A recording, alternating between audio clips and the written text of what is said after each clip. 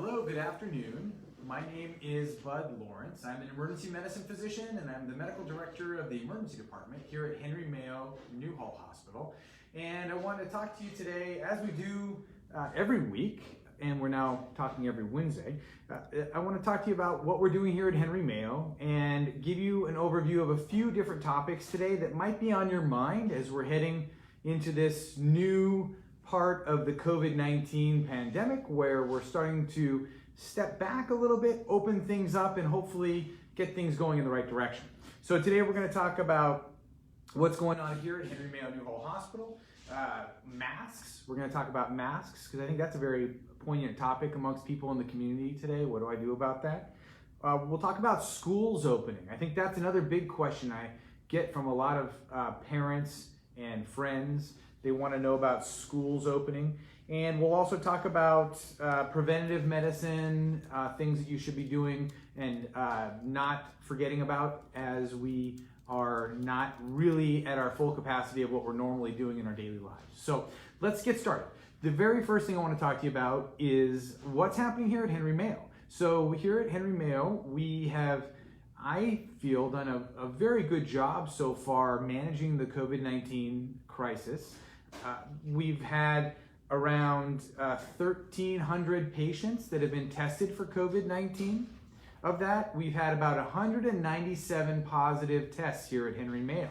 Now, it's a little bit confusing because when you watch the news or if you look at the LA County Department of Public Health site, when you look at things like number of positive tests or deaths, you're going to see a larger number than what we're able to report here at Henry Mayo. And that's because some of our patients in the community are getting their test outside the city, or maybe at other clinics like their primary care physician's office or at urgent care, and we can't really report that data because we didn't physically test those patients. So I do think it's important that currently at Henry Mayo, you're aware that we have now 14 COVID-19 patients in-house, and that's not a big number. We're able to manage those patients very well.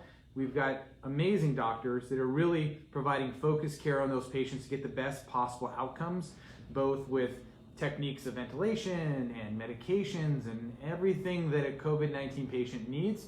We're really able to provide these patients, and the proof is in the pudding. We've discharged 68 COVID-19 patients, and that also goes to say we've had 197 that tested positive.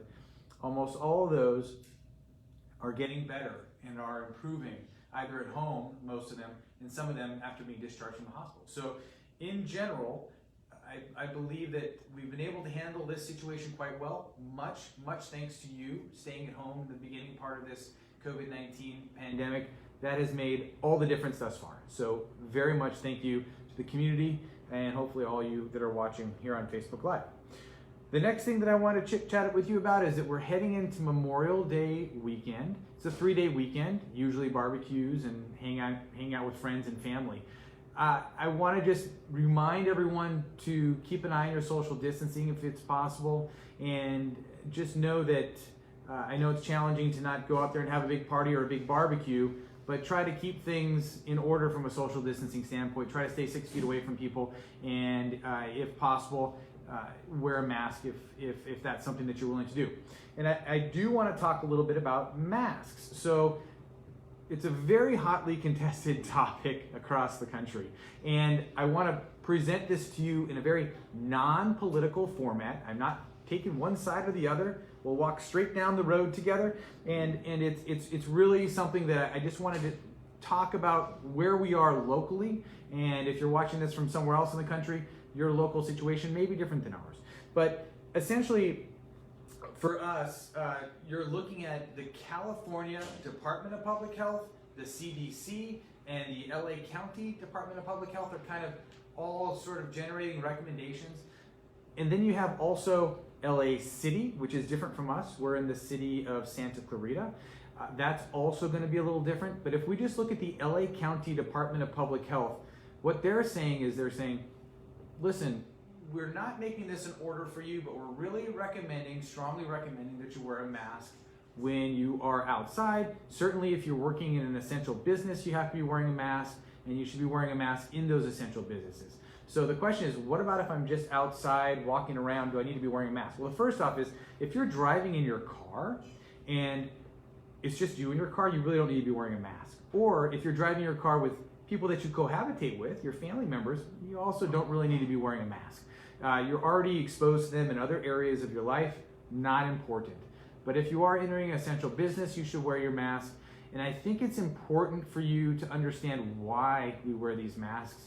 I think a lot of people kind of have this backwards. So what we're gonna do is, I'm gonna show you some different types of masks so you can see what they are. And we can kind of move our way through that, and then we can talk about why you want to wear the mask. So the very first mask we'll talk about is called an N95. I think this is something that nobody knew what it was before COVID, and I think now everyone knows what it is. So this is the kind of N95 that we use in a hospital. It's actually called an N95 respirator. It should fit extremely tight, meaning when you wear this, well, not necessarily tight, but it should fit very well. So when you wear this mask, it should be pretty hard to breathe.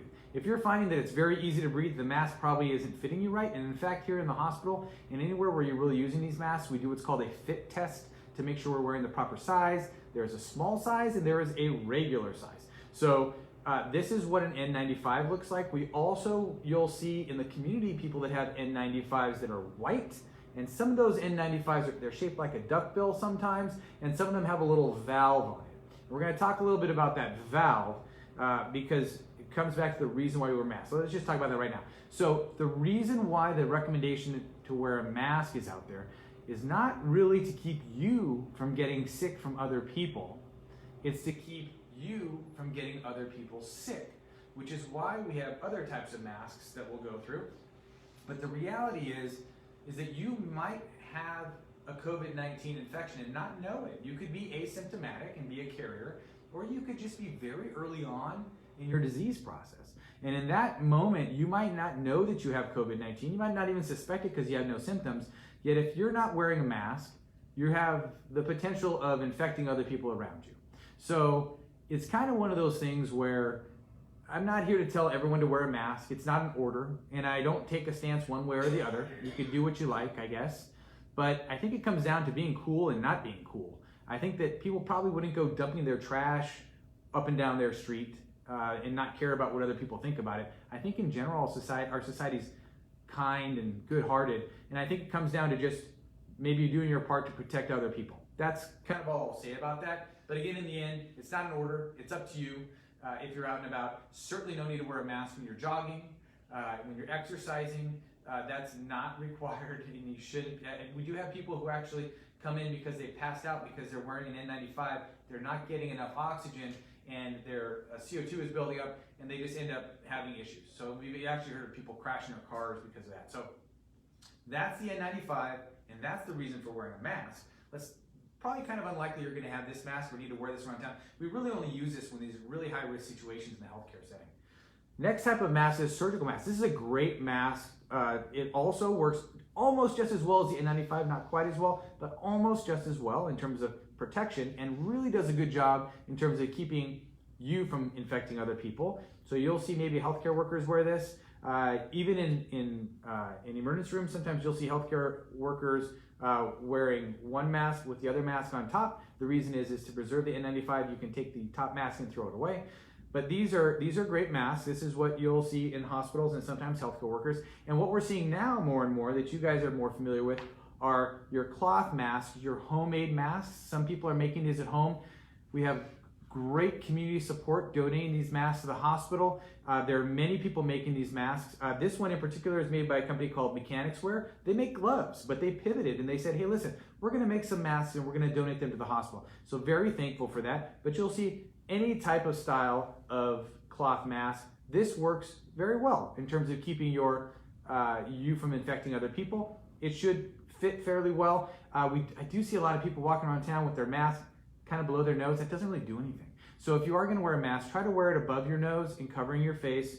And as another tidbit, it keeps you from putting your hand in your mouth or rubbing your nose, which is a good way to keep yourself from getting an infection. In this case, particularly COVID-19, which is another thing that I should point out is that the CDC kind of announced just, I think, yesterday, a very ambiguous statement about the importance of wearing a mask or person-to-person exposure versus touching things and the exposure from surfaces.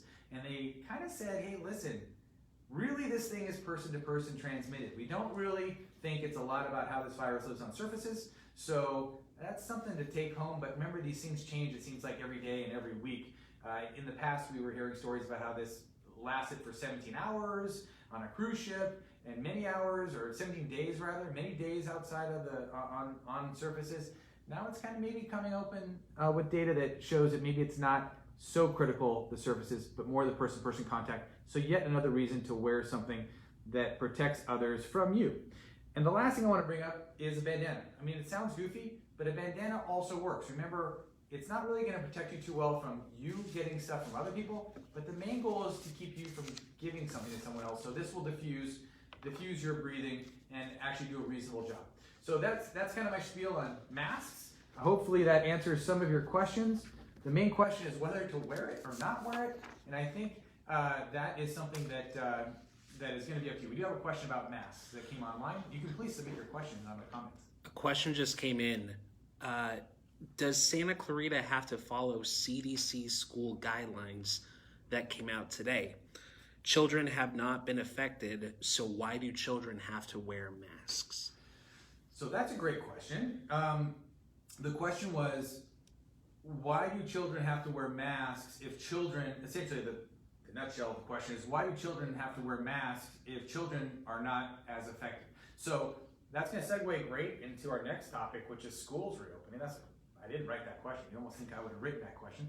So the reality on this is that kids are not as much affected by this in terms of how sick they get. They can get the virus, but it's very uncommon for children to get really sick or require admission to the hospital from COVID-19 in particular. Although we are seeing now a subset of complications, we'll call them, that we feel are related to COVID-19 in children.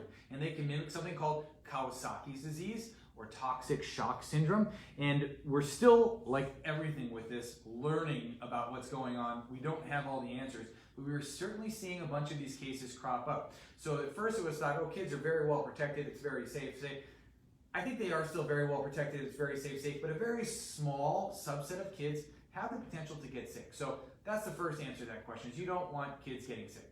The second answer to that question is, if you have kids grouping together, playing with friends, out and about, or in this case that we're going to talk about, being in school, the kids may get COVID-19 and transmit it amongst themselves, and sure, they may not get very sick, but the problem is, if those kids take that infection home, and there are family members at home that may have a compromised immune system, they may be elderly and have multiple medical problems, they may be higher risk for COVID-19. And in those situations, the child actually acts as a vector to take that infection home to where someone can have a bad outcome and can get very sick and end up in the hospital.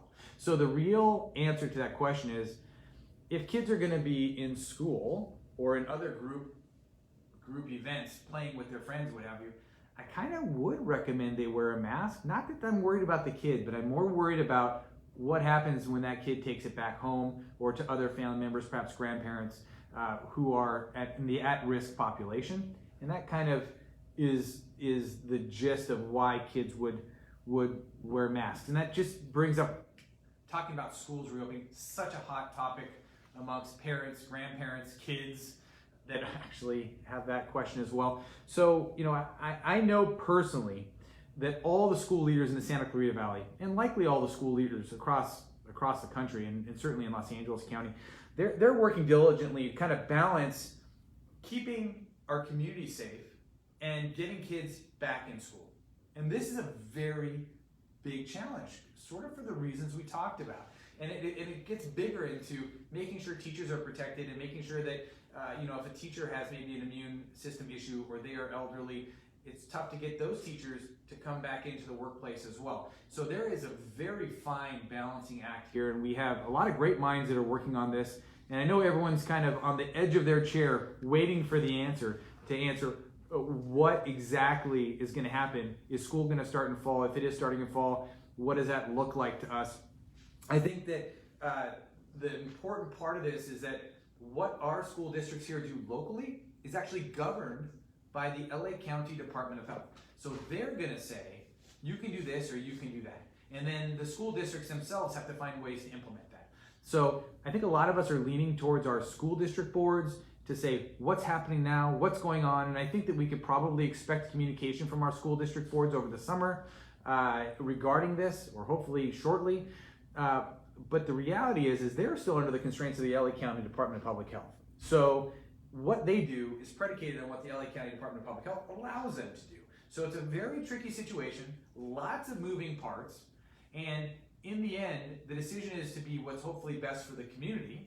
And I get it, it's a hot topic item. I've got 2 high school teenagers, and I feel the heat daily. I understand, I get it. And it's just one of these things that may not have an easy answer, and it's a tough problem to figure out, but they're working diligently on that. So I don't have an answer for you on whether or not schools are opening or not, but I can tell you that I know personally that they are working on it very hard. I've had discussions, and I feel like there are things are definitely moving in the right direction, and we will have a solution when the time is right. Let's talk a little about preventative medicine, because I think this is important. So I want to tell you that I've brought this up before, that the emergency department is very slow, which concerns us about things like heart attacks, strokes, abdominal pain, those types of things. Anything that you would have gone to an emergency room before for, you should be coming to the emergency room now, because we have all these great tools. We can fix all these things when the time is right, when we're in the right window to fix these things.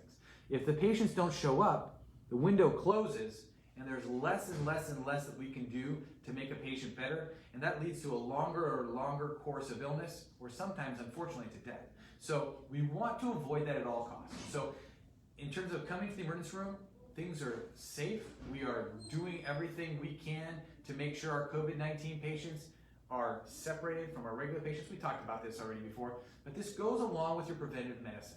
So patients should be also, you, our community members, should also be getting their physicals. They should be seeing their regular doctor, whether that's for blood pressure or some other medical problem. Women's health items, things like mammograms and breast exams and pap smears, those things that occur, colonoscopies, on a regular basis. We want to make sure that you're not missing out on those things because you're either too scared to go to the doctor's office, or you've got other things that are taking precedent over this. Please don't neglect those things. I am under the belief that if you are out there and you are wearing a mask and you stay 6 feet away from people, the likelihood of you getting COVID-19 is very, very low. You're taking all the precautions, and certainly if you hand wash and don't rub your eyes, you're decreasing that number even more. So I think it's very safe to get out there and to go to your doctor's appointment. If you need to, go to the store. Do the things you need to do. We're in the process of reopening things up, and I think that over the course of the next week or two, we should see hopefully big changes in the momentum of people getting out in the community safely, appropriately. Keep your 6 feet if you can, just to be safe. It's so hard to give you a definitive answer on if I go to the store, am I going to get sick? I don't think that's a high likelihood scenario. Again, I don't have a crystal ball. I can't predict the future. There's a lot of things we still don't know about this disease process. But I think that I would personally recommend that you take care of things like your personal health, and you take care of things like your family, and you get out there and you do what you can. So it's a lot of information. I think hopefully it was helpful. I want to thank you for tuning in. I want to thank you for doing what you've done to get us to this place where our healthcare system has been able to not only handle the COVID-19 crisis, but succeed in it and thrive to help get patients better and get them home. A lot of this has to do with all our great workers and healthcare professionals on the front lines. There's no question about that. But also a lot of this has to do with how our community has done keeping things at home and doing the parts that you've done, irrespective of the financial and social stresses. So we thank you. I thank you for tuning in. My name is Bud Lawrence. I hope you have a great rest of your week. I hope you have a great Memorial Day weekend. Be safe and take care out there, and we'll see you next week. Take care.